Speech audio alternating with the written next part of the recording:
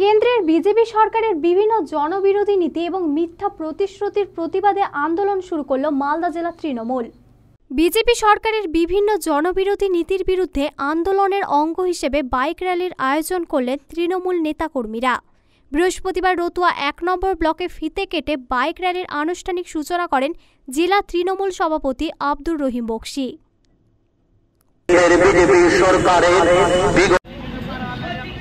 তৃণমূল কংগ্রেস মালদা জেলা কমিটির সিদ্ধান্ত অনুযায়ী রাজ্য কমিটির সাথে আলোচনা সাপেক্ষে কেন্দ্রীয় সরকারের যে বৈমাতৃসুলভ মনোভাব, রাজ্যের প্রতি জনবৃদ্ধি বিধিগ্রহণ, ধর্মের নামে মানুষকে বিভাজন যে রাজনীতি কেন্দ্রীয় সরকার করছে এবং 2019 সালের যে লোকসভা নির্বাচনের যে ইস্তেহারের প্রতিশ্রুতি সম্পূর্ণরূপে ব্যর্থ হয়েছে তারা, অর্থাৎ মানুষকে নিরাপত্তা দিতে, সামাজিক নিরাপত্তা দিতে দেশের ক্ষেত্রে ব্যর্থ কেন্দ্রীয় সরকারের বিরুদ্ধে তৃণমূল কংগ্রেস মালদা জেলা কমিটির পক্ষ থেকে আজ থেকে শুরু করে 30 তারিখ পর্যন্ত লাগাতারভাবে বাইক র্যালিতে প্রতিবাদ এবং সভা অনুষ্ঠিত হবে বিভিন্ন ব্লকে ব্লকে, অঞ্চলে অঞ্চলে।